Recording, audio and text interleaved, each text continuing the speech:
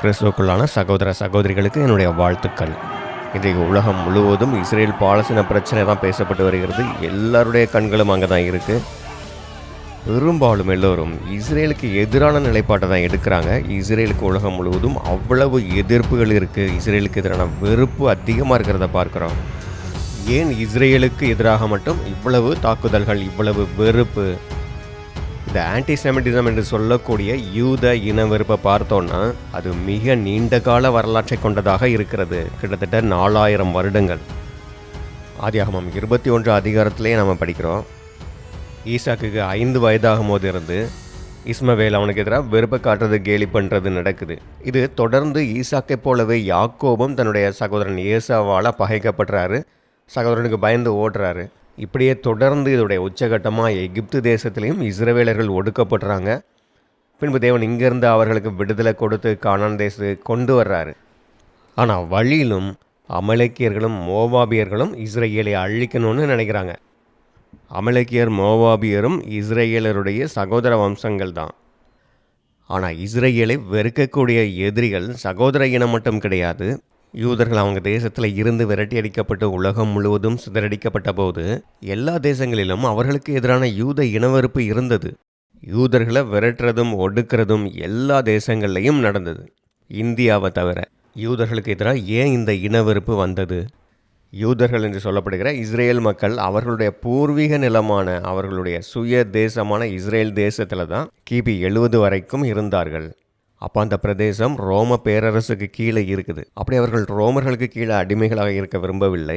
அவர்கள் சுயாட்சி கொண்ட ஒரு வலிமையான தேசமாக இஸ்ரேல் தேசம் இருக்கணும்னு விரும்பினாங்க. அதனால் அவர்கள் ரோமர்களுடைய ஆட்சிக்கு எதிராக புரட்சி செய்கிறாங்க.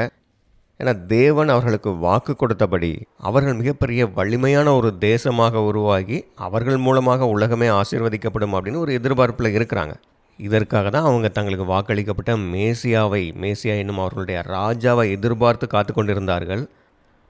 ஆனால் உண்மையாகவே அங்கே அவர்களுடைய மேசியா வந்தபோதும் அவர்களால் கண்டுகொள்ள முடியல. ஏன்னா அவர்கள் எதிர்பார்த்தது ராஜாவாக. ஆனால் மேசியா அங்கே தன்னை ஈடுபலியாக கொடுக்கறதுக்கு சாதாரணமாக வர்றார். அதனால தான் இயேசு கிறிஸ்துவை அவர்கள் ஏற்றுக்கொள்ளாமல் அவர் மீது பல பொய் குற்றச்சாட்டுகளை சுமத்தி ரோமர்கள் மூலமாகவே சிலுவையில் அறைகிறாங்க. ஆனால் இந்த காலகட்டத்தில் மேசியா வருவாருங்கிற எதிர்பார்ப்பு அதிகமாக இருந்தது. அதனால் மேசியா வந்து ரோமர்கள்ட்ட தங்களுக்கு விடுதலை கொடுப்பாரு, தாங்கள் ஒரு பெரிய ராஜ்யமாக உருவாகுவோம் அப்படிங்கிற எதிர்பார்ப்பு இருந்ததுனால அப்போ ரோமர்களுக்கு எதிராக அதிக கலகங்கள் நடந்தது. திரும்ப அவங்க கலகம் பண்ணிக்கிட்டே இருந்ததுனால இறுதியாக கிபி 70 நடந்த புரட்சியில் யூதர்களுக்கும் ரோமர்களுக்கும் நடந்த மிகப்பெரிய யுத்தத்தில் இஸ்ரேல் தேசம் அழிக்கப்படுகிறது. ரோமர்கள் எருசலேமையும் யூதர்களுடைய ஆலயத்தையும் அடியோடு அழிக்கிறார்கள். யூதர்கள் அங்கே வாழ முடியாதபடி அவர்களை துரத்தி விடுறாங்க. இப்படி யூதர்கள் உலகம் முழுவதும் சிதறிப்போகிறார்கள். அப்படி சிதறடிக்கப்பட்டு அவர்கள் போன ஒவ்வொரு தேசங்களிலும் யூத இனவெறுப்பு அவர்களை தொடர்ந்தது. இதற்கு முக்கியமான காரணம் கிபி 300க்கு பிறகு ரோம அரசன் கான்ஸ்டான்டைன் கிறிஸ்தவ மதத்தை ஏற்றுக்கொண்டதால் கிறிஸ்தவம் ரோம அரசாங்கத்தின் மதமாகிறது. இதற்கு பிறகு கிறிஸ்தவ மத அமைப்புகள் தலைவர்களுடைய செல்வாக்கு அரசாங்கத்தில் அதிகமாகிறது. இப்படிப்பட்ட சூழலில் யூதர்கள் தேசம் இல்லாமல் ஒவ்வொரு தேசத்துலேயும் சுற்றி திரிந்து கொண்டு இருக்கிறாங்க. அப்போது எல்லா தேசங்களிலும் கிறிஸ்தவர்கள் யூதர்களை கிறிஸ்துவை கொலை செய்தவர்கள் என்கிற கண்ணோட்டத்தோடு பார்க்குறாங்க. இப்போது கிறிஸ்தவ அமைப்புகளுக்கு அரசாங்கத்திலையும் செல்வாக்கு இருக்கிறதுனால இவர்கள் யூதர்களுக்கு எதிராக போதிக்க ஆரம்பிக்கிறாங்க. இவர்கள் இயேசு கிறிஸ்துவை கொலை செய்தவர்கள், அதனால் அந்த பாவம் இவங்க மேலே இருக்குது, இவர்கள் சபிக்கப்பட்டவர்கள் அப்படின்னு இவர்களை சாத்தானோட தொடர்புடையவர்களாக, மிக மோசமானவர்களாக சித்தரிக்கிறாங்க. அதனால் இவர்களுக்கு எதிரான ஒரு வெறுப்பு வளர்க்கப்படுகிறது. அதனால் பல இடங்களையும் இவர்களை விரட்டி அடிக்கிறதோ கொல்வதோ நடக்கிறது. ஆனால் கிறிஸ்தவ மண்டலம் பெயர் கிறிஸ்தவ மண்டலமாக மாறிவிட்டது. அவர்கள்ட்ட சத்தியம் இல்லை, தேவனுடைய திட்டத்தை பற்றி தெரியவில்லை. அதனால் தங்களை தேவனுடைய பிள்ளைகளாகவும் யூதர்கள் அழிக்கப்பட வேண்டியவர்கள் என்கிற ஒரு கண்ணோட்டம் அவங்ககிட்ட இருக்குது. ஆனால் ஒரு இனமாக இதற்காக அவர்களை பகைக்கக்கூடாது அப்படிங்கிறது அவங்களுக்கு தெரியலை. கண்டிப்பாக கிறிஸ்துவை ஏற்றுக்கொள்ளாததால் ஒரு தேசமாக அவர்கள் மேலே தண்டனை வந்தது. அதற்காக தான் அந்த தண்டனை தான் அவங்க அனுபவிச்சிட்ருக்காங்க. தேசம் இல்லாமல் ஒவ்வொரு தேசங்களிலும் துரத்தப்படுகிறார்கள். இன்னும் தேவனுடைய திட்டத்தில் இஸ்ரேலர்கள் இருக்கிறார்கள் அப்படிங்கிறத அவங்க தெரிஞ்சுக்கலை. இஸ்ரேலர்கள் மேலே 7 கால தண்டனை கொடுக்கப்பட்டிருக்கிறது. அந்த தண்டனை முடிந்ததும் திரும்பவும் இஸ்ரேலுக்கு தேவனுடைய தயவு வரும் என்பது தீர்க்க தரிசனங்களாக தேவனுடைய வசனத்தில் சொல்லப்பட்டிருக்கு. அதனால் தேவன் அவர்களை ஒரு இனமாக பாதுகாத்து கொண்டு தான் இருக்கிறார். ஏன்னா அந்த தண்டனை காலம் முடிந்த பிறகு திரும்பவும் அவர்களை அவருடைய தேசத்துக்கு கொண்டு வருவேன் அப்படின்னு தீர்க்க தரிசனமாக சொல்லியிருக்கிறார். அப்படி தேவன் சொல்லி இருக்கும்போது அவர்களை இனப்படுகொலை செய்கிறது, அவங்கள அழிச்சிடணும் அப்படின்னு செயல்படுவது எல்லாம் யாருடைய தூண்டுதலால் நடக்கும்? கண்டிப்பாக அறியாமையினாலும் சாத்தானுடைய தூண்டுதலினாலும் நடக்கும். ஆனால் சத்தியத்தை அறிந்தவர்கள் இந்த 7ஆம் சபை காலகட்டத்தில் இஸ்ரேலர்களுக்கான தண்டனை காலம் முடிந்து தேவதயவு அவர்களுக்கு திரும்பிவிட்டது அப்படிங்கிறத காலக்கணக்குகளின் மூலம் அறிந்து கொண்டு இஸ்ரேலர்களுக்கான இந்த தண்டனை காலம் முடிந்து விட்டது, அவர்களுக்கு அவருடைய தேசம் கிடைக்கும் என்கிற ஆறுதலான சத்தியத்தை கொடுத்தார்கள். என் ஜனத்தை ஆற்றுங்கள், தேற்றுங்கள். எருசலேமுடன் பட்சமாய் பேசி அதின் போர் முடிந்தது என்றும் அதின் அக்கிரமம் நிவிர்த்தியாயிற்று என்றும் அது தன் சகல பாவங்களின் நிமித்தமும் கர்த்தரின் கையில் இரட்டிப்பாய் அடைந்து தீர்ந்தது என்றும் அதற்கு கூறுங்கள் என்று உங்கள் தேவன் சொல்லுகிறார். ரோமர் 11 பரிசுத்த பவுல் இதை பற்றி எச்சரிக்கிறார். அதாவது இஸ்ரேல் மக்கள் சுபாவ ஒலிவ மர கிளைகள், நீங்கள் புறஜாதிகளில் இருந்து காட்டொலிவ மர கிளைகளாக வந்து ஒட்ட வைக்கப்பட்டிருக்கீங்க. அப்படி இருக்கும்போது அவர்களுக்கான தண்டனை முடிந்து தேவ தயவு திரும்பும்போது அவர்களும் விசுவாசத்தோடு வரும்போது அவர்கள் ஒட்ட வைக்கப்படுவது அதிக நிச்சயம் அல்லவா? இப்படி அங்கே தெளிவாக சொல்கிறார். ஆனால் சத்திய அறிவு இல்லாமல் தப்பறைகளில் மாட்டிக்கொண்டிருக்கிற கிறிஸ்தவ மண்டலம் யூதர்களை மிக மோசமாக வேட்டையாடியது. ஆக இந்த பாபிலோன் ஆகிய கிறிஸ்தவ மண்டலம் ஆவிக்குரிய இஸ்ரேலர்களையும் மாம்ச இஸ்ரேலர்களையும் துன்புறுத்தி இருக்கிறது. இன்றைக்கு சில கிறிஸ்தவர்கள் ஓரளவுக்கு இதை உணர்ந்து கொள்கிறார்கள். இப்படி யூதர்களை வேட்டையாடியது தவறுங்கிறத உணர்ந்து கொள்கிறார்கள். இப்படி கிறிஸ்தவ மண்டலம் ஒரு தவறை செய்திருக்கிறது அப்படிங்கிறத பற்றி கூட ஒருத்தர் புத்தகமாக எழுதியிருக்கிறார். அவர் hands are stained with blood அப்படிங்கிற புத்தகத்தில் இப்படி உண்மையான கிறிஸ்தவர்களையும் யூதர்களையும் வேட்டையாடியது மிகப்பெரிய தவறு, கிறிஸ்தவ மண்டலத்தின் மீது அந்த பாவம் இருக்கிறது அப்படிங்கிறத சொல்லியிருக்கிறார். இந்த மத ரீதியான குற்றச்சாட்டுகள் மட்டும் இல்லாமல் யூதர்கள் இப்படி வட்டிக்கு கொடுத்தோ அல்லது மற்ற தொழில்கள் செய்தோ அங்கே இருக்கக்கூடிய மக்களை விட மிகுந்த செல்வந்தர்களாக வளர்ச்சியடையும் போது இதனால் யூதர்கள் மேலே அங்கே இருக்கக்கூடிய மக்களுக்கு எரிச்சல் பொறாமை வரும்போதும் இவர்கள் கிறிஸ்துவை கொலை செய்தவர்கள் அப்படிங்கிற ஒரு காரணத்தை வைத்துக்கொண்டு அவர்களை அடித்து விரட்டுறது, அவர்களுடைய சொத்தை பிடுங்கிறது, இந்த காரியங்களை செய்ய ஆரம்பித்தாங்க. யூதர்கள் அவங்க மத கோட்பாடுகளில் மிக வைராக்கியமாக உறுதியாக இருந்தாங்க. இதனாலும் கிறிஸ்தவர்கள் மற்றும் இஸ்லாமியர்களோட பிரச்சனை வருது. முகமது இஸ்லாமிய மதத்தை தோற்றுவித்த போது யூதர்கள் தன்னை பின்பற்றி வரணும்னு எதிர்பார்க்கிறாரு. ஆனால் யூதர்கள் அப்படி அவரை பின்பற்றி போகலை. அதனால் இஸ்லாமிய தேசங்களிலும் யூதர்கள் ஒடுக்கப்படுறாங்க. இஸ்லாமிய மதத்தை தோற்றுவிக்கிற அந்த ஆரம்ப காலகட்டத்தில் கிபி 642 மெக்கா நகரத்துக்கு பக்கத்தில் பேட்ரான்கிற இடத்துல முதல் யுத்தம் பண்ணுறாரு. இதில் அவர் ஜெயித்த பிறகு அவருக்கு ஆதரவாக இல்லாத, அவருக்கு எதிராக இருந்த பல யூத குழுக்களை இங்கே இருந்து விரட்டிடுறாரு. இந்த யூதர்கள் மிகுந்த செல்வம் படைத்த வியாபார குழுக்களாக அங்கே இருந்தாங்க. ஆனால் பிற்காலங்களில் இந்த சவுதி அரேபியா பகுதி முழுவதுமே அவங்க இருக்க முடியாதபடி, வியாபாரம் செய்ய முடியாதபடி ஒடுக்கப்படுகிறார்கள். ஆனால் இஸ்லாமிய தேசங்களை விட கிறிஸ்தவ தேசங்களில் தான் கிறிஸ்தவர்களால் யூதர்கள் அதிகமாக துன்புறுத்தப்பட்டிருக்கிறாங்க. 19ஆம் நூற்றாண்டுக்கு பிறகு தான் எப்படி ஐரோப்பாவில் ஆன்டிசெமிட்டிசம் இருந்ததோ அதே போல் யூத வெறுப்பு அரபு தேசங்களிலும் பரவியது. ஐரோப்பாவில் ஆரம்ப கட்டத்தில் இருந்தே மத ரீதியான வெறுப்பு இருந்தது. யூத இனத்தையே கிறிஸ்தவர்களை கொலை செய்தவர்கள் அப்படிங்கிற ஒரு பார்வையில் தான் பார்த்தாங்க. அதனால் அவர்களுக்கு பல நல்ல வேலைகள் மறுக்கப்பட்டது, அரசாங்கத்தில் உயர் பதவிகள் மறுக்கப்பட்டது. ஆனால் சமுதாயத்தில் கீழ்நிலையில் இருக்கக்கூடிய வேலைகளை அவங்க செய்ய பயன்படுத்திக்கிட்டாங்க. அதாவது அவர்களை ஒரு நெசசரி ஈவிலாக பார்த்தார்கள்.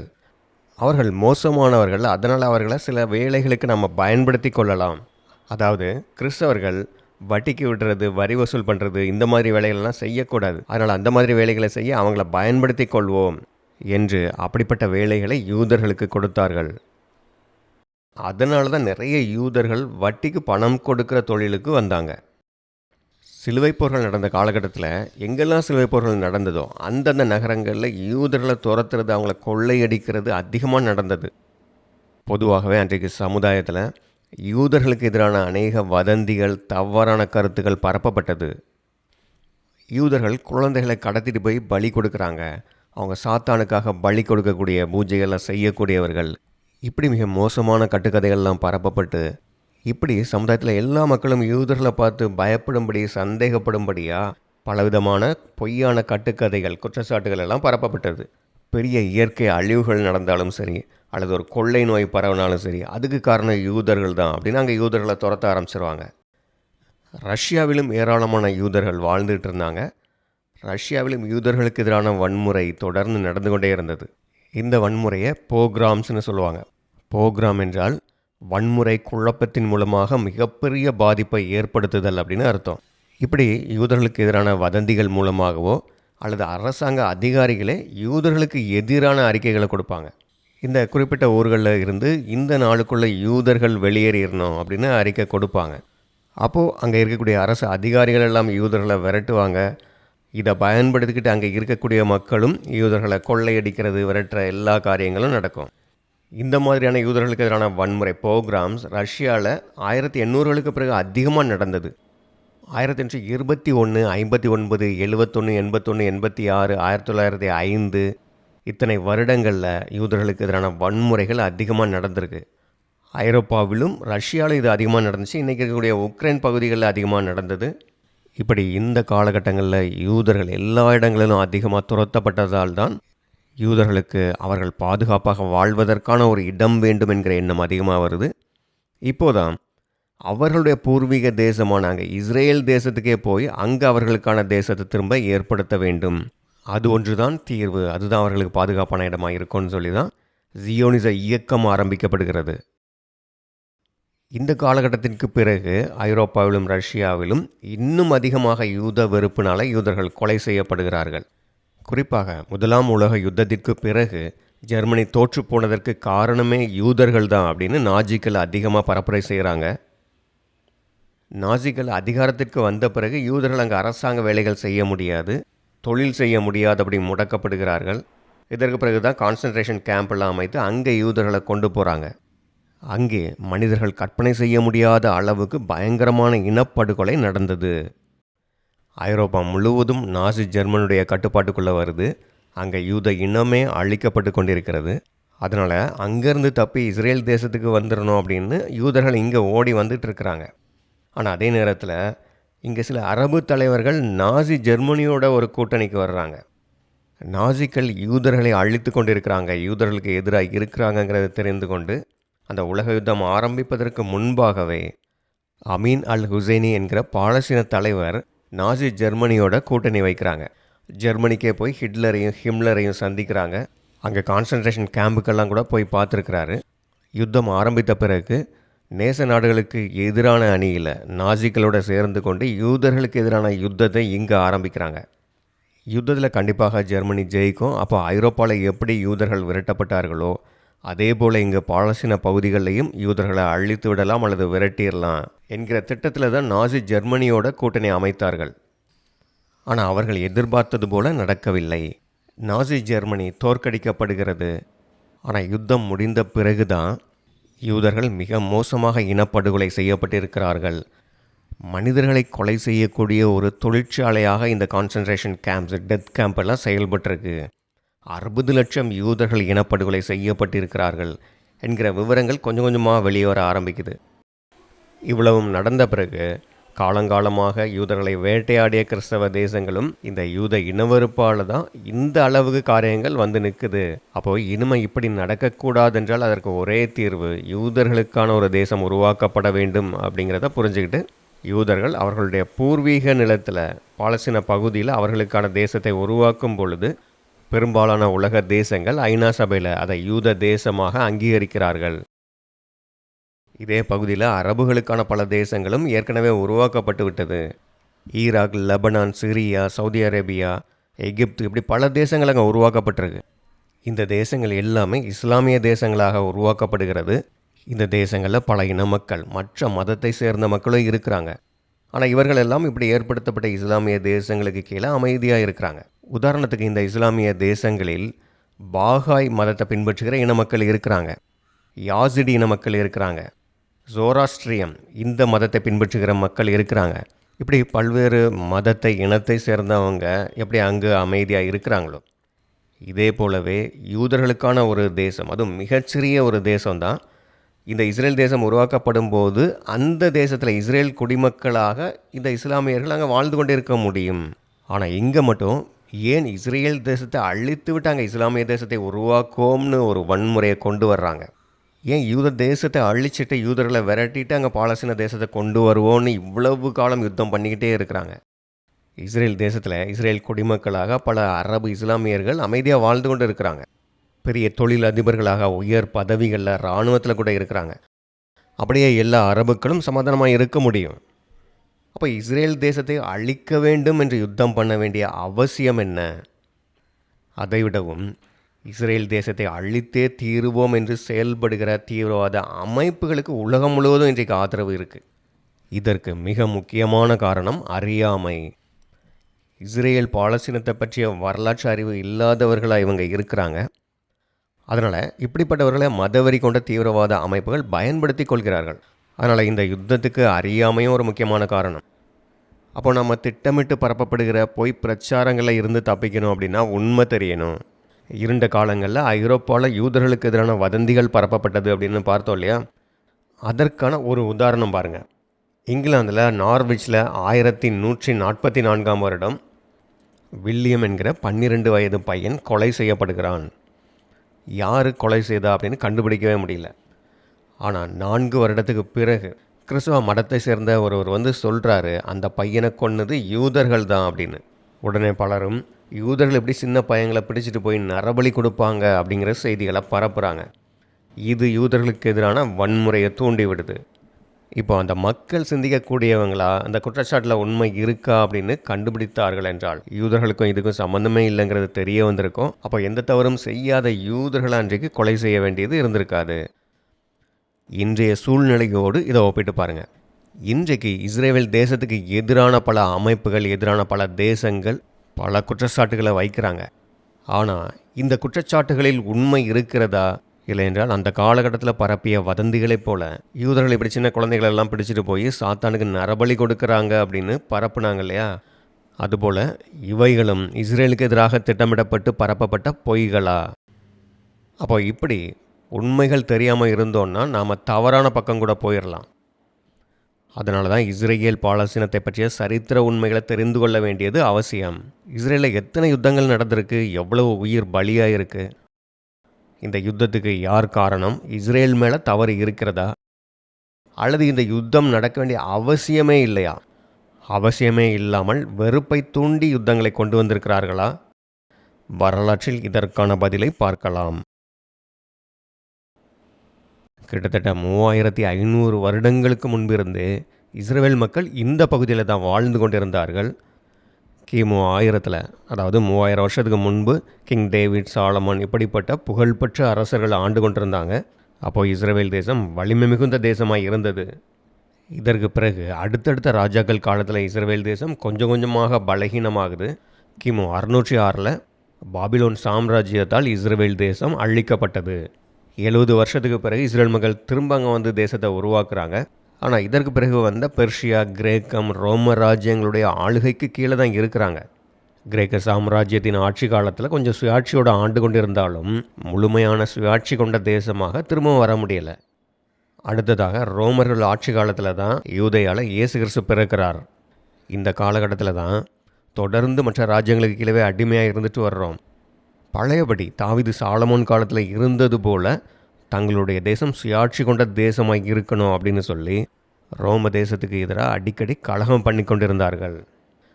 இதனால் கிபி 70 ஒரு மிகப்பெரிய யுத்தம் நடக்குது. ரோமர்கள் இஸ்ரேல் தேசத்தை முழுவதுமாக அழித்து விடுகிறார்கள். எருசலேமையும் அவர்களுடைய ஆலயத்தையும் அடியோடு அழித்து யூதர்களை அந்த தேசத்தில் இருந்தே துரத்தி விட்டார்கள். திரும்ப திரும்ப அவங்க அங்கே கலகம் பண்ணக்கூடாதுன்னு சொல்லி, இஸ்ரேல் தேசங்கிற பெயரே இருக்கக்கூடாதுன்னு சொல்லி அந்த பகுதிக்கு சிரியா பெலிசியான்னு பெயரையே மாற்றிட்டாங்க. இஸ்ரேல் தேசத்தின் தென் பகுதியில் இன்றைக்கி காசா இருக்கு இல்லையா, இந்த பகுதியில் தான் பெலிசியர்கள்னு ஒரு இனத்தார் வாழ்ந்துட்டு இருந்தாங்க. தெற்கில் இவர்களுடைய பெயர், வடக்கில் சிரியா தேசம். இந்த 2 பெயரை வச்சு தான் சிரியா பெலிசியாங்கிற பெயரை வைக்கிறாங்க. ஆனால் அந்த பெலிசியர்கள் ஆதி காலத்திலேயே அடுத்தடுத்த யுத்தங்களில் கொஞ்சம் கொஞ்சமாக காணாமல் போயிடுறாங்க. கடைசியாக கிமு 300 அலெக்சாண்டர் இந்த காசா பட்டணத்துக்கு எதிராக யுத்தம் பண்ணி அந்த கோட்டையை தரமட்டமாக்கிட்டாரு. அதோட பெலிசியர் இனமே இல்லாமல் போயிட்டாங்க.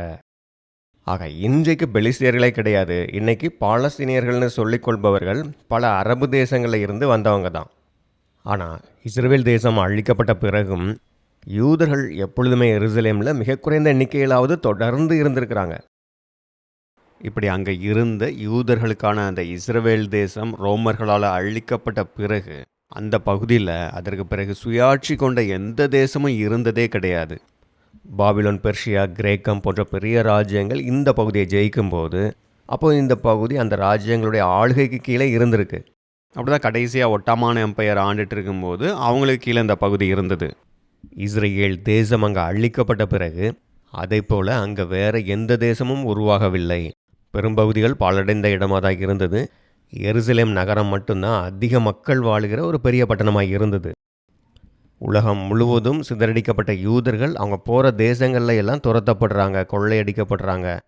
இதனால் அவர்களுக்குன்னு ஒரு தேசம் வேணும், அப்போ நம்ம சுய தேசத்துக்கு போகணும் அப்படிங்கிற ஒரு எண்ணம் வருது. இதற்கான பல முயற்சிகளை செய்தாலும் அதெல்லாம் தோல்வியில் தான் முடிந்தது. நெப்போலியன் காலகட்டத்தில் கூட அவர் இங்கே யுத்தம் பண்ணிகிட்டு இருக்கும்போது இந்த பகுதிகளை ஜெயித்து யூதர்களுக்குன்னு ஒரு தேசத்தை உருவாக்கணும்னு விரும்பினார். ஆனால் அதுவும் நடக்கவில்லை. 1878 இருந்து யூதர்கள் இந்த இஸ்ரேல் தேசத்துக்கு திரும்பி வர ஆரம்பிக்கிறாங்க. 1914 முதலாம் உலக யுத்தம் ஆரம்பித்து ஒட்டமான் சாம்ராஜ்யம் தோற்கடிக்கப்படுகிறது. இப்போது இஸ்ரேலுக்கான இந்த நிலம் விடுதலை அடைந்து விட்டது. தாவீது, சாலமோன் காலத்தில் எப்படி இஸ்ரேல் தேசம் பெரிய அளவில் இருந்ததோ அந்த பகுதிகள் எல்லாமே விடுதலை அடைந்தவுடன் யூதர்களுக்கு இது பெரிய மகிழ்ச்சியாக கொடுக்குது.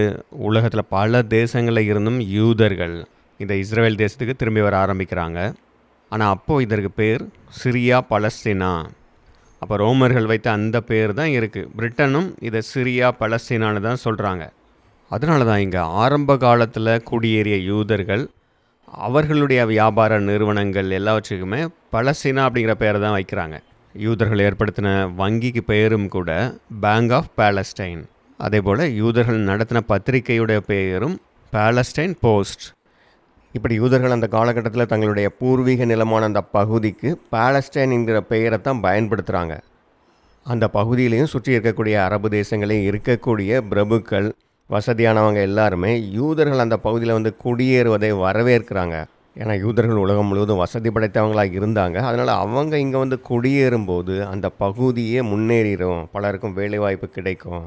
அதனால் யூதர்கள் வந்து அங்கே நிலம் வாங்குவதற்கும் விவசாயம் செய்கிறதுக்கும் பலரும் உதவி செய்கிறாங்க, தங்களுடைய நிலங்களை விற்கிறாங்க. யூதர்கள் மிக கடுமையாக உழைத்து அந்த பகுதியில் பல செழிப்பான பண்ணைகளை உண்டு பண்ணுறாங்க. அந்த பகுதியே முன்னேற ஆரம்பிக்குது.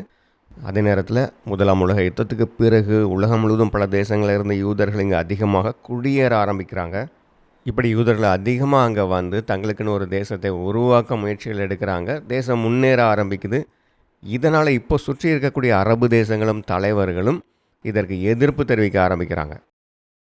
எகிப்து தேசம் இந்த பாலஸ்தீன பகுதி எங்களுடைய இதுன்னு சொல்லி அவர்களோடு இணைத்து கொள்ள விரும்புகிறாங்க. இதே போல் தான் சவுதி அரேபியா, ஜோர்டான், சிரியா இந்த தேசங்களும் இந்த பகுதியை தங்களோடு இணைத்து கொள்ளணும்னு விரும்புகிறாங்க. அதனால் உலகம் முழுவதும் யூதர்களுக்கு எதிரான இனவெறுப்பு இருக்குல்லையா, அதே மாதிரி இங்கேயும் அவங்களுக்கு எதிராக இனவெறுப்பு தூண்டப்பட்டு அவர்களுக்கு எதிராக வன்முறைகள் அதிகரிக்குது. யூத குடியிருப்புகளை திடீர்னு கூட்டமாக அரபுகள் வந்து தாக்குவாங்க, கொள்ளையடிப்பாங்க, கொலை செய்வாங்க. உலகம் முழுவதும் இனவெறுப்பால் வேட்டையாடப்படுறோம் அப்படின்னு சொல்லி தான் அங்கேருந்து ஓடி இங்கே வந்தாங்க. ஆனால் அவர்களுடைய கடைசி நம்பிக்கையான அவர்களுடைய பூர்வீக நிலத்திலேயே அவர்களை அழிக்க ஆரம்பிக்கிறார்கள் என்றதும் இனிமே போகிறதுக்கு வேறு இடம் இல்லை அப்படின்னு வேறு எங்கேயும் செய்யாததை இங்கே செய்கிறாங்க. யூதர்கள் திருப்பி அடிக்க ஆரம்பிக்கிறாங்க. இப்படி தான் இந்த யுத்தம் ஆரம்பித்தது. இப்படி ஒரு இன மக்களுக்கு இடமே இல்லை, விரட்டப்படுறாங்க அப்படின்னு சொல்லி அவர்கள் இன்னொரு மக்கள் வாழ்ந்து கொண்டிருக்கிற இடத்துக்கு போய் அவர்களை விரட்டி விட்டு அங்கே இருந்தாங்கன்னா அது தவறு தான். யூதர்கள் அப்படி செய்தார்களா? இங்கே அப்படி நடக்கலை. யூதர்கள் நிலங்களை விலை கொடுத்து வாங்கி தான் இந்த தேசத்தை உருவாக்குனாங்க. அப்படி உருவாக்கும் போதும் இஸ்ரேல் தேசத்தில் வேறு யாரும் இருக்கக்கூடாது அப்படின்னு அரபுகளை அவங்க துரத்தவில்லை, கிறிஸ்தவர்களை துரத்தவில்லை. மற்ற எல்லா அரபு தேசங்களையும் பாருங்கள், அங்கே மன்னராட்சி தான் நடக்கு. அங்கே இஸ்லாமியர்கள், அரபுகளுக்கு தான் முன்னுரிமை, மற்றவர்களெல்லாம் இரண்டாம் தர குடிமக்கள் தான். ஆனால் இங்கே அப்படி இல்லை. இஸ்ரேல் தேசம் ஒரு ஜனநாயக தேசமாக உருவாக்கப்படுகிறது. அங்கே எல்லா இன மத மக்களும் சம உரிமையோடு வாழலாம். அங்கே ஏற்கனவே வாழ்ந்து கொண்டிருக்கிற அரபுக்கள் எல்லா உரிமைகளோடும் வாழ்ந்து கொண்டிருக்கலாம். ஆனால் யூதர்கள் கேட்குறது ஒன்று தான், உலகம் முழுவதும் விரட்டப்படுகிற அரபு தேசங்களில் இருந்து கூட விரட்டப்படுகிற யூதர்களுக்கு இங்கே இடம் கொடுக்கணும். அவர்களுக்கான ஒரு தேசம் ஏற்படுத்தப்படணும், அவ்வளவுதான். இந்த கோரிக்கையை தான் அவங்க பல காலமாக கேட்டுட்டு இருந்தாங்க. அதனால் முதலாம் உலக யுத்தம் நடக்கும்போது பிரிட்டன் அவர்களுக்காக ஒரு தேசத்தை இங்கே உருவாக்கி கொடுப்போம் அப்படின்னு வாக்கு கொடுத்துருந்தாங்க. இதுதான் பால்ஃபோர் டிக்ளரேஷன். மத்திய கிழக்கு முழுவதும் அரபுகளுக்காக பல தேசங்களாக பிரித்து கொடுக்கும்போது இந்த பால்ஃபோர் டிக்ளரேஷன் படி இந்த பாலஸ்தீன பகுதியை மட்டும் யூதர்களுக்கான தேசமாக உருவாக்கணும். மேலே இருக்கக்கூடிய ஈராக் ஒரு தனி தேசமாக கொடுத்தாச்சு, லெபனான், சிரியா, அது மாதிரி இங்கே அரபு தேசங்கள், அது மாதிரி எகிப்து, இதெல்லாம் தனித்தனி தேசங்களாக வந்துடுச்சு. இப்போ மீதி இருக்கக்கூடிய பகுதி இந்த இஸ்ரேல் தேசம் மட்டும்தான். அதாவது இந்த யோர்தான் நதி பாயுதுலையா, இதற்கு கிழக்கிலும் மேற்கிலும் இருக்கக்கூடிய இந்த பகுதிகள். ஆனால் இந்த பகுதியில் யூதர்களுக்குன்னு ஒரு தேசம் உருவாக்கக்கூடாது, அந்த பகுதியும் எங்களுக்கு தான் வேணும்னு எல்லா தேசங்களும் அங்கே பிரச்சனை பண்ணதுனால இந்த பகுதியை ரெண்டாக பிரிக்கிறாங்க. கிரேட் பிரிட்டனும் ஃப்ரான்ஸும் சேர்ந்து இந்த பகுதியில் பெரும்பகுதி, அதாவது யோர்தான் நதிக்கு கிழக்கில் இருக்கக்கூடிய இந்த பெரும்பகுதியை அரேபியர்களுக்குன்னு கொடுத்துட்டாங்க. அரேபியர்களுக்கான ஒரு தேசமாக அதை கொடுத்தாச்சு. இதுதான் ஜோர்டான்னு ஒரு தேசம் அங்கே உருவாகுது. அதை முதல்ல கொடுத்துட்டாங்க. இப்போ யூதர்களுக்குன்னு ஒரு தேசம் கொடுக்கணும். அப்போ யோர்தான் நதிக்கு மேற்கு பகுதியில் இருக்கக்கூடிய இந்த சின்ன பகுதி இதை தான் கொடுக்கணும். பொதுவாக ஒரு தேசம் அப்படின்னா அதுக்குள்ளே பல நதிகள்லாம் ஓடும் இல்லையா? இப்போ நம்ம தமிழ்நாடுன்னு எடுத்துக்கிட்டால் இதுக்குள்ளே எத்தனையோ நதிகள் ஓடுது. ஆனால் இஸ்ரேல் பகுதி எந்தளவு சிறியதாக இருக்குன்னு பாருங்கள். அங்கே ஒரே ஒரு நதி, யோர்தான் நதி தான் ஓடுது. அதனுடைய கிழக்கு பகுதியையும் ஜோர்டான் என்கிற தேசமாக அரபுகளுக்கு கொடுத்தாச்சு. இப்போது இந்த நதிக்கு மேற்கு பக்கம் இருக்கக்கூடிய இந்த சிறிய பகுதியையாவது இஸ்ரேல் தேசம் அப்படின்னு யூதர்களுக்காக கொடுக்கணும் இல்லையா? அதுதானே நியாயம். ஆனால் அதையும் கூட கொடுக்க மாட்டோம் அப்படின்னு சொல்லி அங்கே இருக்கக்கூடிய அரேபியர்கள் பிரச்சனை பண்ணுறாங்க. அதனால் அந்த பகுதியையும் யூதர்களுக்கும் அரபுகளுக்கும் அப்படின்னு துண்டு துண்டாக பிரிக்கிறாங்க. ஐநா சபையில் 1947 இந்த பிளானை கொண்டு வர்றாங்க. இதை கூட யூதர்கள் ஏற்றுக்கொண்டு விட்டார்கள். ஆனால் அரபுகள் இதையும் ஏற்றுக்கொள்ளவில்லை. யூதர்களை கடலுக்குள்ளே தள்ளிட்டு இந்த பகுதி முழுவதையும் நாங்கள் எடுத்துக்குவோம் அப்படின்னு யூதர்களுக்கு எதிரான யுத்தத்தை கொண்டு வர்றதில் அவங்க ஆர்வமாக இருக்கிறாங்க. இந்தியா எப்படி பிரிட்டிஷ்காரங்கிட்ட இருந்து சுதந்திரம் அடைந்து ஒரு தேசமாக உருவாகியதோ அதே போல் தான் அங்கேயும் இஸ்ரேல் பல தேசங்களுடைய ஒப்புதலோடு ஐநா சபையில் தீர்மானம் நிறைவேற்றப்பட்டு 1948 ஒரு தேசமாக வந்தது. ஆனால் என்ன வித்தியாசம்னா, இங்கே காலங்காலமாக நாம் இதே தேசத்தில் தான் வாழ்ந்து கொண்டு இருக்கிறோம். பிரிட்டிஷ்காரங்க பல பகுதிகளை ஜெயித்து அதெல்லாம் செய்து இந்தியான்னு ஒரு தேசமாக உருவாக்குறாங்க. சுதந்திரம் கொடுக்கும்போது இந்தியாங்கிற ஒரு தேசமாக கொடுத்துட்டு போகிறாங்க. ஆனால் அங்கே ஆதி காலத்தில் இருந்து நிர்ணயிக்கப்பட்ட எல்லைகளோடு இஸ்ரேல் தேசம் என்கிற ஒரு தேசமே இருந்தது. அப்போது இப்படிப்பட்ட விபரங்கள், அதாவது சட்டத்தின்படியும் நியாயத்தின்படியும் அது யாருக்கு சொந்தமானது, இதை பற்றி தெரிந்து கொள்வதற்கு யாருடைய தேசம் என்கிற ஒரு பாடம் இருக்குது. நீங்கள் அதை பார்க்கலாம். ஆனால் இங்கே நாம் குறிப்பாக யூத வெறுப்பை பற்றி பார்த்து கொண்டிருக்கிறோம். இடைப்பட்ட காலத்தில் யூதர்கள் அந்த தேசத்தில் இருந்தே விரட்டி அடிக்கப்பட்டார்கள். திரும்பவும் அவங்க தேசத்துக்கு வர முடியாதபடி தடுக்கப்பட்டார்கள். ஆனால் 2000 வருடங்களுக்கு பிறகு பிரிட்டிஷ்காரங்க அந்த இடத்தை பிடித்த போது திரும்ப யூதர்கள் அங்கே குடியேற முடிந்தது. பிறகு பல தேசங்களுடைய ஒப்புதலோடு ஐநா சபை கொண்டு வந்த அந்த பார்ட்டிஷன் பிளானையும் ஏற்றுக்கொண்டு ஒரு தேசத்தை உருவாக்குறாங்க. 1948 மே 14 பிரிட்டிஷ்காரங்க அங்கேருந்து கிளம்புறாங்க.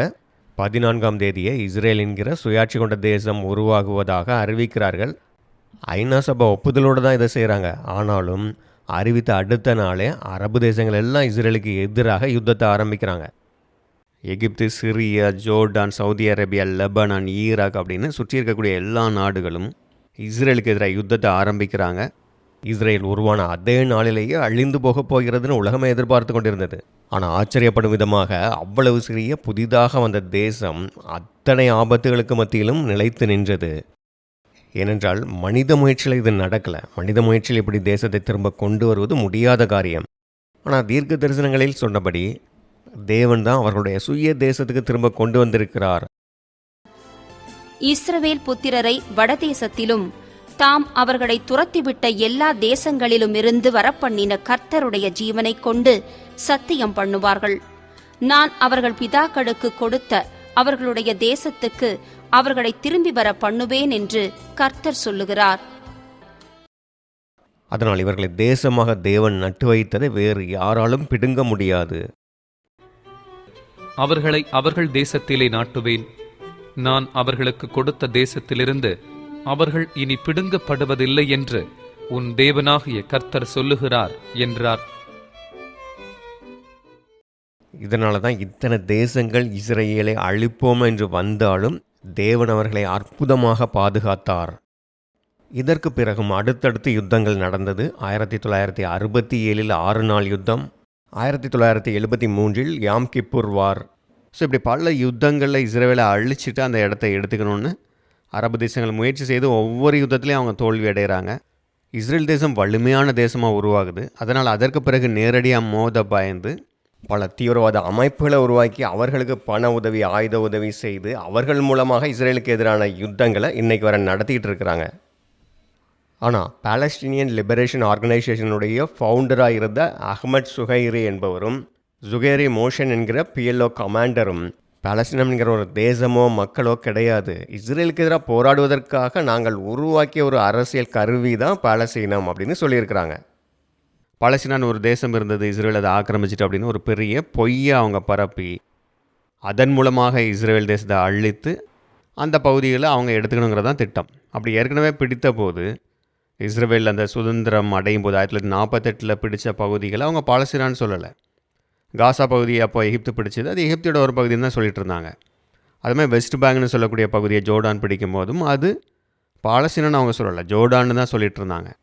ஆக சுற்றி இருக்கக்கூடிய அரபு தேசங்களே பாலஸ்தீனன்னு ஒரு தேசம்லாம் கிடையாது, இந்த பகுதி எங்களுடைய தேசத்துடைய பகுதி தான் அப்படின்னு சொல்லிட்டு தான் இருந்தாங்க. ஆகவே இந்த பாலஸ்தீனம் அப்படிங்கிறது கற்பனையாக உருவாக்கப்பட்ட தேசம். பாலஸ்தீனன்னு ஒரு தேசமும் உலக வரலாற்றில் எப்பொழுதுமே இருந்ததில்லை. பாலஸ்தீனியர்கள்னு ஒரு மக்களும் கிடையாது. அப்போ இன்றைக்கு பாலஸ்தீனியர்கள்னு சொல்லிட்டு போராடிட்டு இருக்காங்களே அவங்க யார் அப்படின்னு கேட்டிங்கன்னா, அந்த பகுதியிலே வாழ்ந்து கொண்டிருந்த அரேபியர்களும் யூத தேசம் நல்லா முன்னேறி வரும்போது அந்த பகுதிக்கு வேலைக்காக சுற்றி இருக்கக்கூடிய அரபு தேசங்களில் இருந்து வந்தவர்களும் தான். பக்கத்தில் இருக்கக்கூடிய சவுதி அரேபியா, ஈராக், எகிப்து, சிரியா, வெகு தூரத்தில் இருக்கக்கூடிய மொராக்கோ தேசத்தில் இருந்தெல்லாம் கூட வந்திருக்கிறாங்க. ஸோ இப்படி இந்த பகுதிக்கு பலரும் இடப்பயிற்சி செய்து வேலைக்காகவும் பிழைப்புக்காகவும் வர்றாங்க. இப்படி பல தேசத்து மக்களும் அங்கே கலந்து தான் இருக்கிறாங்க.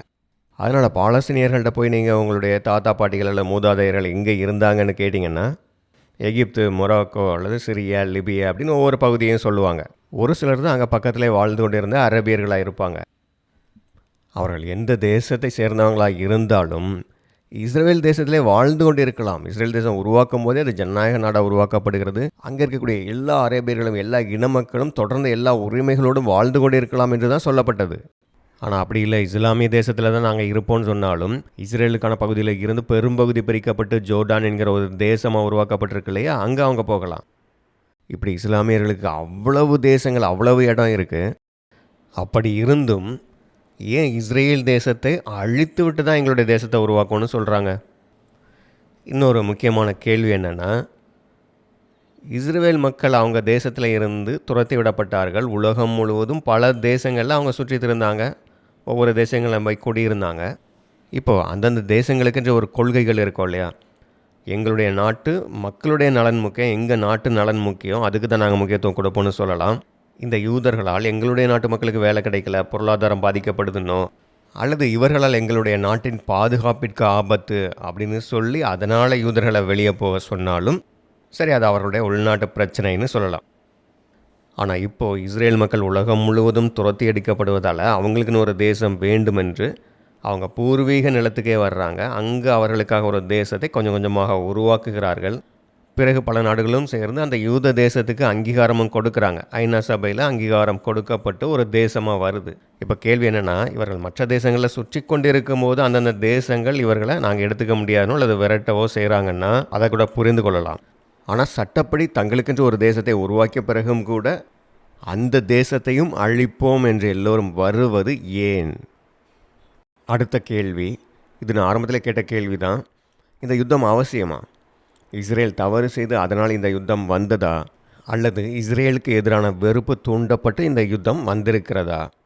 நம்ம இஸ்ரேலை பற்றிய வரலாறை பார்த்தோம். இதையெல்லாம் தொகுத்து பார்த்து நம்ம யோசித்தாலே நமக்கு இதற்கான பதில் கிடைத்துவிடும்.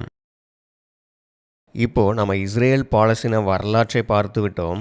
இதுவரை வரலாற்றில் யூதர்களுக்கு நடந்த காரியங்களையும் நம்ம பார்த்தோம்.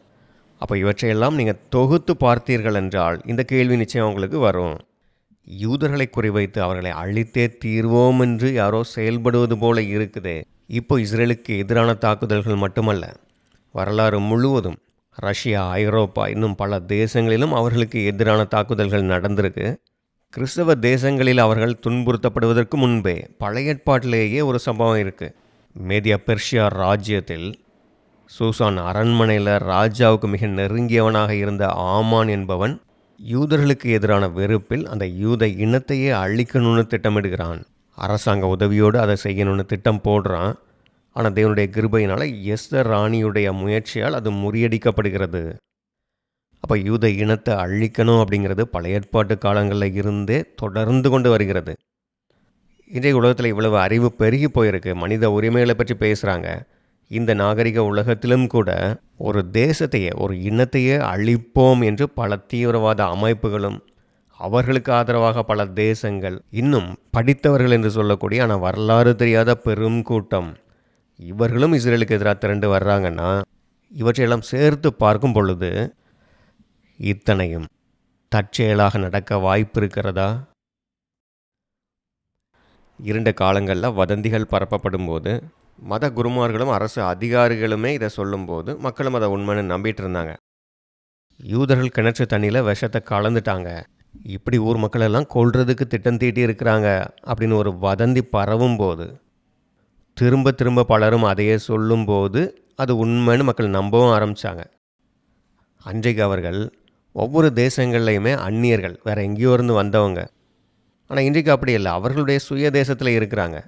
அப்போ இன்றைக்கு அந்த தேசத்தையே அழிக்கும் அளவிற்கு உலகத்தையே அவங்களுக்கு எதிராக திரட்டி கொண்டு வரணும் அப்படின்னா, அப்போ அதற்கேற்ற பொய்களை அந்த அளவு திறமையாக பிரச்சாரம் பண்ணி கொண்டு வரணும். அப்போது இப்படி இஸ்ரேலையே அழிக்க வேண்டுமென்று உலகத்தையே திரட்டணும்னா அதற்கான ஒரு வலிமையான கருவி தான் பாலஸ்தீனம். த பாலஸ்டீனியன் டெலுஷன் என்கிற புத்தகத்தில் இப்படி தான் சொல்லப்பட்டிருக்கு. ராபர்ட் ஸ்பென்சர் அப்படிங்கிற எழுத்தாளர் இஸ்ரேல் பாலஸ்தீன பிரச்சனையை பற்றி ஒரு புத்தகம் எழுதுகிறாரு. அதுதான் த பாலஸ்டீனியன் டெலுஷன். இந்த புத்தகத்தில் அவர் அப்படி தான் எழுதுகிறாரு. அதாவது பாலஸ்தீனர்கள் அப்படின்னு ஒரு மக்களினை கிடையாது, பாலஸ்தீனம் என்கிற தேசமும் கிடையாது.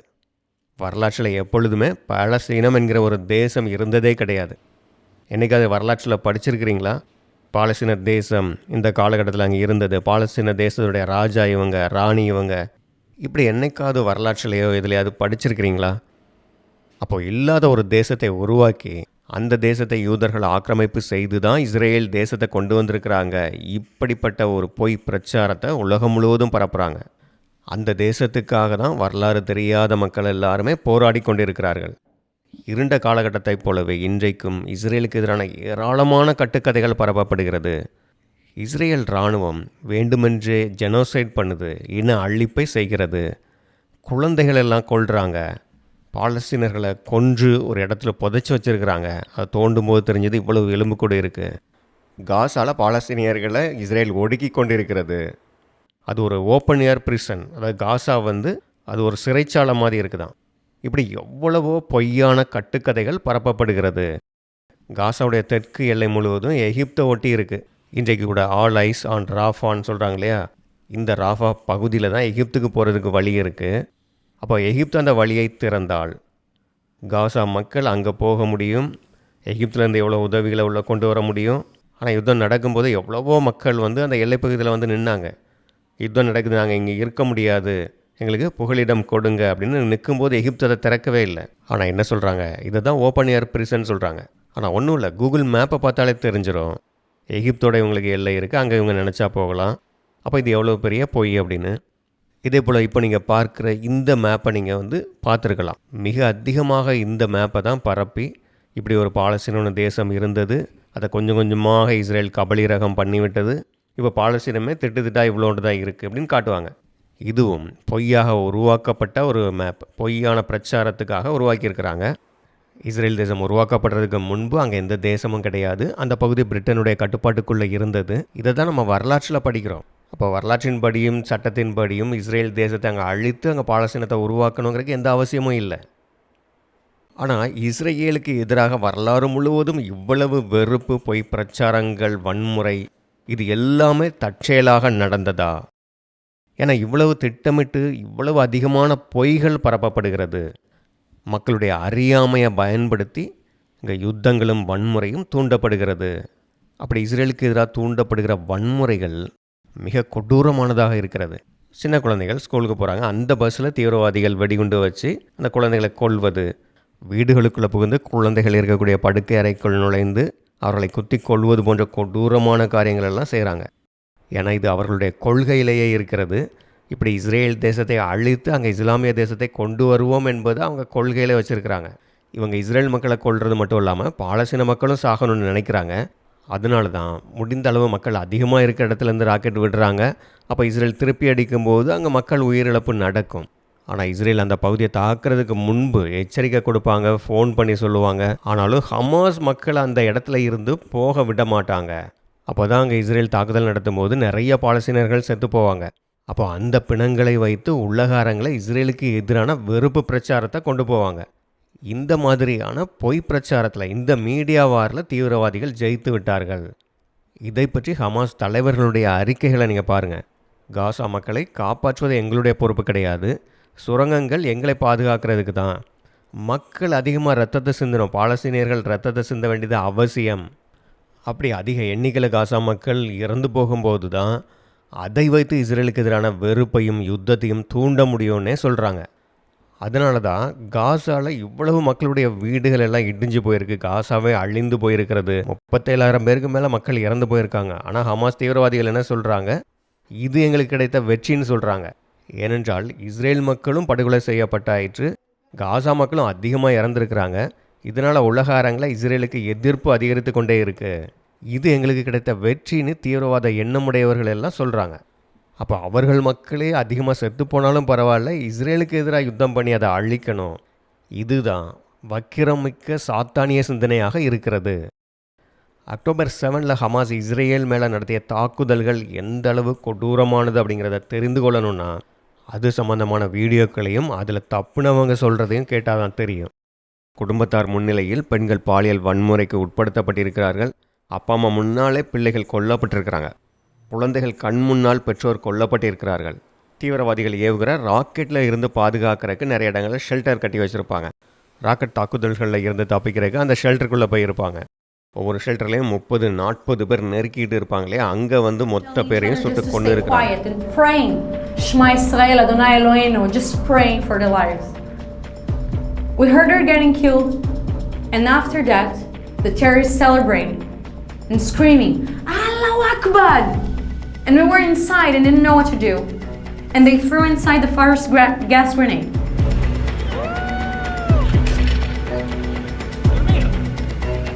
I couldn't breathe whatsoever. I would try to get air inside and it would just... They were screaming. They would wait for the gas to go a little bit down and they would get inside and shoot everyone that was moving. I, meanwhile, was looking at them and tried to pretend I was dead. I just kept my head so low and I wouldn't move. I didn't move from this position for like 5 hours. And I was telling my boyfriend that I wanted to get out of here and I didn't know what to do, and he was looking at me and trying to calm me down. And Rafa was praying and everyone was screaming and praying and telling each other to stay quiet, and people were saying... At that time, people died inside? Yeah, they were shooting people. People were dying. How many people died inside this? 30 people. How many survived? 10. And another 2 that were outside. I'm going to get to them. இப்படிப்பட்ட கொடூரமான காரியங்கள் மனித தன்மையற்ற சாத்தானுடைய தன்மையுடையதாக இருக்குது. சாத்தான் யூதர்களை அழிப்பதற்காக இப்படிப்பட்ட காரியங்களை ஏற்கனவே செய்திருக்கிறான். எகிப்தில் இஸ்ரவேலர்கள் அடிமையாக இருந்தபோது எல்லா ஆண் குழந்தைகளையும் கொல்ல வேண்டும் என்கிற கட்டளையை கொண்டு வந்து அங்கே அதை செயல்படுத்தி இருக்கிறான். இயேசு கிறிஸ்து குழந்தையாக பிறந்திருக்கும் போது அவரை கொலை செய்ய வேண்டும் என்பதற்காக எல்லா குழந்தைகளையும் கொலை செய்வதென்பது எவ்வளவு கொடூரமான செயல். இதே போல் நாசி படையினரால் யூதர்கள் கான்சன்ட்ரேஷன் கேம்பில் கொடூரமாக கொல்லப்பட்டிருக்கிறார்கள் அப்படிங்கிறத நம்ம பார்த்துருக்கோம். அக்டோபர் 7 அப்படி தான் டெத் கேம்பில் எப்படி அங்கே யூதர்கள் கொடூரமாக கூட்டமாக கொல்லப்பட்டார்களோ, கிட்டத்தட்ட அதே போன்ற படுகொலைகள் தான் சென்ற வருடம் அக்டோபர் 7 ஹமாஸ் அமைப்பால் நடத்தப்பட்டிருக்கிறது. இந்த காரியங்கள் எல்லாம் நாசிக்கள் அங்கே கான்சன்ட்ரேஷன் கேம்ப்லையும் டெத் கேம்ப்லையும் செய்தார்கள் அல்லவா, அந்த காரியத்துக்கு எந்த விதத்திலும் குறைந்ததா இல்லை. அப்போது இதெல்லாம் சாத்தானுடைய தூண்டுதல் இல்லாமல் இந்த அளவு வெறித்தனமான கொடூரமான காரியங்களை செய்யவே முடியாது. யோவான் 8:44 இயேசு கிறிஸ்து சாத்தானை பற்றி சொல்கிறார். அவன் ஆதி முதற்கொண்டு மனுஷ கொலை பாதகனாயிருக்கிறான். சத்தியம் அவனிடத்தில் இல்லாதபடியால் அவன் சத்தியத்திலே நிலை நிற்கவில்லை. அவன் பொய்யனும் பொய்க்கு பிதாவுமாயிருக்கிறபடியால் அவன் பொய் பேசும்போது தன் சொந்தத்தில் எடுத்துப் பேசுகிறான். மனித கொலைபாதகனாகவும் பொய்யனும் பொய்க்கு பிதாவுமாக இருக்கிறான். அதனால தான் இவ்வளவு மிக குரூரமான தாக்குதல்களை இஸ்ரேல் மீது நடத்திவிட்டு அதே இஸ்ரேலை உலகமே வெறுக்கும் அளவுக்கு இந்த அளவுக்கு போய் பிரச்சாரங்களை பரப்பி இருக்கிறான். பல தேசங்களே இஸ்ரேலுக்கு எதிராக நிற்கிறது. நீங்கள் நியூஸில் பார்த்துருப்பீங்க, சவுத் ஆப்பிரிக்கா இஸ்ரேலுக்கு எதிராக இன்டர்நேஷ்னல் கோர்ட்டில் கேஸே போடுது. ஐநா சபையில் இஸ்ரேலுக்கு எதிராக தீர்மானங்கள் கொண்டு வரப்படும் போது பெரும்பாலான தேசங்கள் இஸ்ரேலுக்கு எதிரான நிலையை தான் எடுக்கிறாங்க. ஐநா சபையே முழுக்க இஸ்ரேலுக்கு எதிரான நிலையை தான் எப்பொழுதுமே எடுக்கிறது. இப்போ சமீபத்தில் கூட இஸ்ரேலுக்கு எதிரான போர்க்குற்றங்கள் அப்படின்னு கொண்டு வந்தாங்க. அப்போது போரில் குழந்தைகள் கொல்லப்படுவதை இவர்கள் தடுக்கவில்லை. அதனால் இஸ்ரேலை தடை செய்யப்பட்ட நாடுகளின் பட்டியலில் கொண்டு வந்தாங்க. ஆனால் இதற்கு அடுத்த நாள் தான் ஹமாஸ் அந்த பட்டியலில் சேர்த்தாங்க. ஹமாஸுடைய கொள்கையிலேயே இஸ்ரேலை அழிப்போம் என்று தான் சொல்கிறாங்க. அக்டோபர் 7 தாக்குதலிலும் அவர்கள் கொலை செய்ய வேண்டும் என்கிற நோக்கத்தோடு திட்டமிட்டு வந்து குழந்தைகளையும் கொன்றிருக்கிறார்கள். அதனால் இதை யாரும் கேள்விகள் கேட்டக்கூடாது அப்படின்னு சொல்லி அடுத்த நாள் ஹமாஸையும் அந்த பட்டியலில் சேர்த்தார்கள். இப்படி ஐநா சபை முதற்கொண்டு பல தேசங்கள், பல அமைப்புகள், உலகின் புகழ்பெற்றவர்கள், தலைவர்கள், மாணவர்கள், இப்படி எல்லோருமே இஸ்ரேலுக்கு எதிராக இவ்வளவு வெறுப்பை கக்கிக் கொண்டிருக்கிறார்கள். ஏன் சாத்தானுக்கு இஸ்ரேலர்கள் மேலே இவ்வளவு வெறுப்பு? ஏனென்றால் இவர்கள் தேவனுக்கு உண்மையாக இருந்த ஆபிரகாமின் சந்ததிகளாக இருக்கிறாங்க. தேவன் இவர்களை தெரிந்தெடுத்து இவர்களை ஒரு தேசமாக உருவாக்கி அவர்கள் மூலமாகத்தான் அவருடைய வெளிப்பாடுகளை கொடுத்திருக்கிறார். பழைய ஏற்பாட்டை இவர்கள் தான் பாதுகாத்து நமக்கு கொடுத்திருக்கிறாங்க. தேவன் தம்முடைய திட்டத்தை இவர்கள் மூலமாக வெளிப்படுத்தி இருக்கிறார். இஸ்ரேலர்களும் இஸ்ரேல் தேசமும் அடையாளமாக இருந்திருக்கிறார்கள். இப்படி ஆவிக்குரிய இஸ்ரவேலர்களுக்கு தேவனுடைய திட்டத்தில் இருக்கக்கூடிய பல ரகசியங்கள் இந்த டைப் ஆன்டி டைப் மூலமாகத்தான் வெளிப்பட்டிருக்கிறது.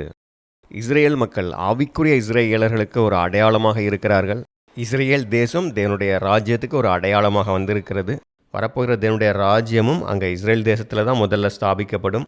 அங்கே இஸ்ரேல் தேசம் மூலமாக தான் உலகத்துக்கே ஆசீர்வாதம் வரப்போகிறது. நீங்கள் மொத்த உலக வரலாற்றையும் கவனித்து பார்த்தால் சமீப காலமாக மிகப்பெரிய மாற்றம் நடந்திருக்கிறத கண்டுகொள்ள முடியும். கடந்த 150 வருடங்களாக அரசியல் மற்றும் சமுதாயத்தில் எவ்வளவோ மாற்றங்கள் நடந்திருக்கு. அறிவியல் கண்டுபிடிப்புகளால் எவ்வளோ உலகம் முன்னேறி இருக்கு. இப்படி திடீர்னு இந்த மாற்றம் நடந்ததுக்கு காரணம் கிறிஸ்துவின் நாள் ஆரம்பித்திருக்கிறது. முதலாவது ஆவிக்குரிய ராஜ்யம் ஏற்கனவே ஆரம்பித்து விட்டது. அடுத்ததாக பூமியில் தேவனுடைய அரசாங்கம் வரப்போகிறது. இதற்கு அடையாளமாகத்தான் இஸ்ரேல் தேசத்தை 2500 வருடங்களுக்கு பிறகு தேவன் திரும்பவும் கொண்டு வந்திருக்கிறார். தேவனுடைய ராஜ்யம் ஆரம்பித்து விட்டது என்பதற்கான கண்ணால் பார்க்கக்கூடிய சாட்சியாக இஸ்ரேல் தேசம் இருக்கிறது. அதனால தான் சாத்தான் இந்த அளவு குரூர வன்மத்தோடு இஸ்ரேலுக்கு எதிராக செயல்பட்டு கொண்டிருக்கிறான். உலகம் முழுவதும் இஸ்ரேலுக்கு எதிரான இந்த பொய் பிரச்சாரங்கள் அதிகமாக இருக்கிறதுனால தான் உலக மக்கள் இஸ்ரேலுக்கு எதிரான மனநிலையில் இருக்கிறாங்க. ஆனால் உண்மைகள் தெரிந்த நாம் நம்மளை முடிந்த அளவு இஸ்ரேல் பக்கம் இருக்கக்கூடிய நியாயங்களையும் இந்த உண்மையையும் எடுத்து சொல்லணும். ஆனாலும் வேதாகம தீர்க்க தரிசனங்களின்படி அடுத்து என்ன நடக்கப் போகிறது அப்படிங்கிறத நம்ம அறிந்திருக்கிறோம். இஸ்ரேல் தேசத்துக்கு எதிராக இந்த எதிரி தேசங்களெல்லாம் சூழ்ந்து வந்து இஸ்ரேல் தேசத்தை முற்றிலும் அழிக்கக்கூடிய சூழல் உருவாகும். ஆனால் அப்போது இஸ்ரேல் தேசத்தை பாதுகாப்பதற்காக யுத்த நாளில் போராடுவது போல தேவன் அங்கே யுத்தம் பண்ணுவார். இப்படி தேசம் காப்பாற்றப்படும். ஆனால் இப்போ இருக்கக்கூடிய இஸ்ரேல் அரசாங்கம் அல்ல, அந்த இஸ்ரேல் தேசத்தில் தேவனுடைய அரசாங்கம் ஏற்படுத்தப்படும். பிறகு அந்த அரசாங்கத்தின் மூலமாக உலகத்தில் உள்ள எல்லா மக்களும் ஆசீர்வதிக்கப்படுவார்கள். தேவனுடைய அரசாங்கத்தில் இந்த மாதிரி பொய்களை பரப்புறதுக்கும் கொடூரமான காரியங்களை செய்கிறதுக்கும் இதெல்லாம் தூண்டுறதுக்கு சாத்தானும் இருக்க மாட்டான். இந்த மாதிரி காரியங்களை செய்யக்கூடியவர்களாக அங்கே யாரும் இருக்க முடியாது. இப்படிப்பட்டவர்கள் அங்கே நித்திய நிந்தைக்கு உயிரோட எழும்பி வந்தாலும் அவர்களால் எதுவும் செய்ய முடியாத அளவு அந்த அளவு தேவனுடைய ராஜ்யம் மிகுந்த வல்லமையுள்ளதாக இருக்கும். மகா வல்லமையுள்ளவர் மட்டுமல்ல, தேவன் அப்படின்னா அவர் நீதியுள்ளவராக அன்புள்ளவராகவும் இருக்கணும் இல்லையா? அப்போ இஸ்லாமியர்களும் கிறிஸ்தவர்களும் சொல்வது போல் ஒரு குறிப்பிட்ட மதத்தை பின்பற்றினால் மட்டுமே தேவனுக்கு விருப்பமான அவருடைய பிள்ளைகளாக முடியாது. இஸ்லாமியர்கள் சொல்வது போல் அவர்களுடைய எதிரிகளை எல்லாம் கொன்று குவிச்சிட்டு அப்படியே பரலோகத்துக்கு போயிட முடியாது. அதே போல் கிறிஸ்தவர்கள் சொல்வது போல் இவங்க கிறிஸ்தவங்களாக இருக்கிறதுனாலேயே இவங்க மட்டும் பரலோகத்துக்கு போயிடுவாங்க, மற்றவர்கள் எல்லாம் நரகத்தில் இருப்பார்கள் என்பதும் தவறு. இப்படிப்பட்ட போதனைகள் எல்லாமே சாத்தானுடைய போதனைகளாக இருக்குது, சாத்தானுடைய பொய்கள். இவர்களுடைய இந்த கருத்துக்களில் தேவனுடைய அன்போ நீதியோ இல்லவே இல்லை. ஆனால் தேவன் நீதியிலும் அன்பிலும் பூரணமாக இருக்கிறார். அவர் ஞானமுள்ள தேவன்.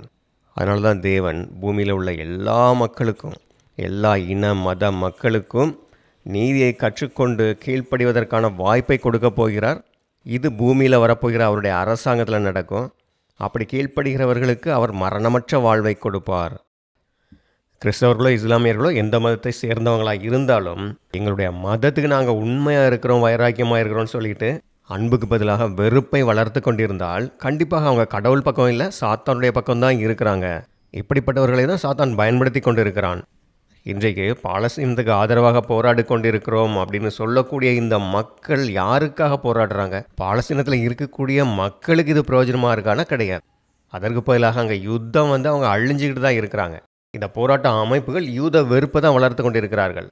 இதனால தான் பல படித்த அரேபிய இஸ்லாமிய தலைவர்கள் இஸ்ரேல் தேசம் இஸ்ரேல் மக்களுக்கு கொடுக்கப்பட்டது தான், அதை அரேபியர்கள் சொந்தம் கொண்டாடக்கூடாது, அவர்கள் இஸ்ரேல் தேசத்தோட நட்புணர்வோடு இருக்கணும், சகோதர அன்போடு இருக்கணும் அப்படிங்கிறத வலியுறுத்தி சொல்லியிருக்கிறாங்க. முடார் ஜாக்ரான் என்கிற ஜோர்டானிய தலைவர் கூட வெஸ்ட் பேங்க் காசா பகுதி கூட, இந்த பகுதியெல்லாம் தனி நாடாக வேணும்னு கேட்டுட்ருக்காங்க இல்லையா? இந்த வெஸ்ட் பேங்கும் காசா பகுதியும் கூட இஸ்ரேல் கூட சேர்ந்து இருக்கிறது தான் நல்லது. அங்கே இருக்கக்கூடிய பாலஸ்தீன மக்களுக்கு இஸ்ரேலில் இருந்தால் தான் அவங்களுக்கு எல்லா விதமான உரிமைகள் கிடைக்கும். மற்ற அரபு தேசங்களை விட இஸ்ரேல் தேசம் தான் நல்லா முன்னேறி கொண்டு இருக்கிறது. அதனால தான் பாலஸ்தீன மக்கள் இஸ்ரேல் தேசத்தில் சேர்ந்து இருக்கிறது தான் சரின்னு சொல்கிறாரு. இது நியாயமான உண்மையான கருத்து. ஆனால் இதற்கு எதிரான பாலஸ்தீன விடுதலைக்காக நாங்கள் போராடுறோம் அப்படின்னு சொல்லி போராடக்கூடிய ஒவ்வொரு காரியமும் இந்த மக்களிடையே வெறுப்பை தூண்டி அது அவர்களுக்கு அழிவையும் மரணத்தையும் தான் கொடுக்கிறது. ஆனாலும் இப்படி சமாதானமாக இருக்காமல் இவர்கள் போராடி கொண்டிருந்தால் அது மிகப்பெரிய அழிவை கொண்டு வரும். இந்த அழிவுகளுக்கு பிறகு வரப்போகிற தேவனுடைய அரசாங்கத்தில் தான் எல்லா மக்களுக்கும் சமாதானமும் மகிழ்ச்சியும் கிடைக்கும். ஏனென்றால் மனிதர்களால் இது முடியவே முடியாத காரியம். அதனால பூமியில கடவுளுடைய அரசாங்கம் ஏற்படுத்தப்படுவதுதான் ஒரே தீர்வாக இருக்கிறது. சர்வ வல்லமையும் ஞானமும் நீதியும் அன்புமுள்ள தேவனே, உம்முடைய அரசாங்கம் பூமியில் சீக்கிரமே வருவதாக. ஆமென்.